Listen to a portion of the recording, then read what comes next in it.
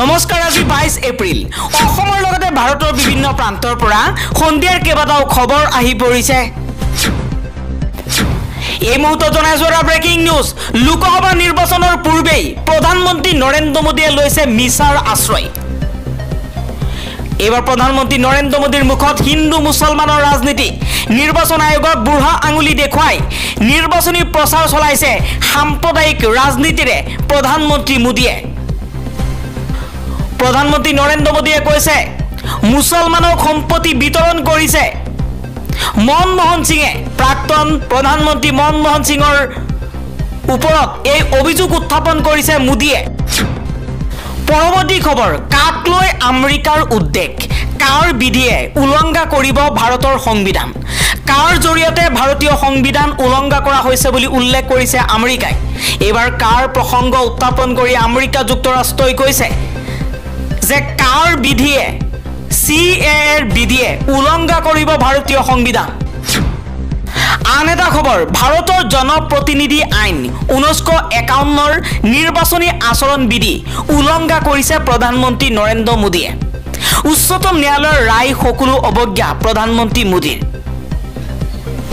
নিৰ্বাচনী সভাত মোদীয়ে সাম্প্ৰদায়িক ৰাজনীতি কৰাৰ বিপৰীতে চকুমুদা কুলিৰ ভাও লৈছে ভাৰতৰ নিৰ্বাচন আয়োগে প্ৰধানমন্ত্ৰী নৰেন্দ্ৰ মোদীৰ বিৰুদ্ধে কোনো একশন লবলৈ সাহস নাই নিৰ্বাচন আয়োগৰ আমি সততে কওঁ নিৰ্বাচন আয়োগ নিৰপেক্ষ কিন্তু এবাৰ প্ৰধানমন্ত্ৰী নৰেন্দ্ৰ মোদীয়ে মুকলিকৈ হিন্দু মুছলমানৰ সাম্প্ৰদায়িক ৰাজনীতি কৰিছে কিন্তু ইয়াৰ পাছতো আইন উলংঘা কৰাৰ পাছতো এজন জনপ্ৰতিনিধিয়ে কোনো ৰাজহুৱা মিটিঙত ৰাজহুৱা সভাত সাম্প্ৰদায়িক মন্তব্য কৰিব নোৱাৰিব হিন্দু মুছলমানৰ মন্তব্য কৰিব নোৱাৰিব কিন্তু ভাৰতৰ জনপ্ৰতিনিধি আইন 1951 চনৰ যে আচৰণ বিধিৰ কথা উল্লেখ কৰা হৈছে এই আইনখনত সেই আইন উলংঘা কৰাৰ পাছতো প্ৰধানমন্ত্ৰী মোদীৰ বিৰুদ্ধে এটা মাত নামাতিলে নিৰ্বাচন আয়োগে চকু মুদা কুলিৰ ভাও লৈছে পৰৱৰ্তী খবৰ শিৱসাগৰত ভাগি পৰিল 18 কোটি টকীয়া নিৰ্মীয়মান দলং দিখৌনৰ চিৰিপুৰীয়া আজানপীৰ দৰগাহ সংযোগী দলংখন মাজতে সম্পূৰ্ণৰূপে বহি পৰিছে দলংখন নিৰ্মাণ কৰিছে ত্ৰিশুল এণ্টাৰপ্ৰাইজে আন এটা খবৰ দিল্লীৰ মুখ্যমন্ত্ৰী অৰবিন্দ কেজৰিৱালৰ হৈ দাখিল কৰা আবেদন খাৰিজ কৰিছে আদালতে জামিন আবেদন দাখিল কৰিছিল এজন আইনৰ ছাত্ৰই আৰু সেই আইনৰ ছাত্ৰজনক বিহিত ব্যৱস্থা গ্ৰহণ কৰিছে আইনৰ ছাত্ৰক ৭৫,০০০ টকাৰ জৰিমনা বিহিছে আদালতে আবেদনকাৰীক দিল্লী উচ্চ ন্যায়ালয়ৰ প্ৰশ্ন আপুনি নিয়মীয়াকৈ আইন মহাবিদ্যালয়লৈ নাযায় পৰৱৰ্তী খবৰ মুছলমান ৰাইজ এইবাৰ বিজেপিৰ লগত আছে বদৰুদ্দিন আজমলৰ বয়স হৈছে তেওঁ এতিয়া হেলিকপ্টাৰত ঘূৰি থাকিব নালাগে টোপনি ধৰিলে গাড়ী বুলি ভাবি হেলিকপ্টাৰৰ পৰা যদি নামি দিয়ে অঘটন ঘটিব পাৰে এইবাৰ নগাঁৱৰ বিজেপিৰ প্ৰাৰ্থী সুৰেশ বৰাই এই মন্তব্য কৰিছে আন এটা খবৰ চীনে দখল কৰিছে ভাৰতৰ মাটি চীনে দখল কৰাৰ পাছতো ভাৰতৰ প্ৰধানমন্ত্ৰী নৰেন্দ্ৰ মোদী গৃহমন্ত্ৰী অমিত শ্বাহো নীৰৱ হৈ আছে চীনে ভাৰতৰ ভূমি দখল কৰিছে লাডাখৰ ডিজিপিয়ে কৈছে যে 65টা পেট্ৰলিং আছে লাডাখত আৰু তাৰ ভিতৰত 25টালৈ আমি যাব নোৱাৰো কাৰণ তাত চীনৰ পিএলএ আৰ্মি বহি আছে যি সময়ত গৃহমন্ত্ৰী অমিত শ্বাহ প্ৰতিৰক্ষা মন্ত্ৰী ৰাজনাথ সিং প্ৰধানমন্ত্ৰী নৰেন্দ্ৰ মোদীয়ে কয় যে চীনে আমাৰ ভাৰতৰ 1 ইঞ্চি মাটিও দখল কৰিব নোৱাৰে সেই সময়ত লাডাখৰ ডিজিপিয়ে কৈছে যে 65টা পইণ্ট পেট্ৰলিঙৰ ভিতৰত লাডাখৰ 25টালৈ যাব নোৱাৰে ভাৰতীয় সৈন্য কাৰণ তাত চীনৰ পিএলএ আৰ্মি বহি আছে এইবাৰ এআইএমৰ নেতা আছাদুদ্দিন ওৱেইছিয়ে কৈছে যে ইয়াই নেকি দেশৰ শাসনভাৰ লোৱাৰ পাছত দিয়া প্ৰতিশ্ৰুতি বিজেপি চৰকাৰে কি কৈছিল চীনৰ কথা বাৰে বাৰে তেতু ফুলি কয় যে আমাৰ মাটি কোনে দখল কৰিব নোৱাৰিব আমাৰ মাটি 1 ইঞ্চি মাটিও চীনে দখল কৰিব নোৱাৰিব কিন্তু এইবাৰ লাডাখৰ বহু মাটি চীনে দখল কৰি বহি আছে, চীনৰ আৰ্মি বহি আছে, কিন্তু তাৰ পাছতো চকু মুদা কুলিৰ ভাও জুৰি আছে বৰ্তমানৰ চৰকাৰ। পৰৱৰ্তী খবৰ, কা ভাৰতৰ সংবিধান বিৰোধী কোৱা হৈছে আমেৰিকান কংগ্ৰেছৰ স্বতন্ত্ৰ প্ৰতিবেদনত। নাগৰিকত্ব সংশোধনী আইন বা কাৰ কিছুমান বিষয় ভাৰতৰ সংবিধানৰ বিৰোধী।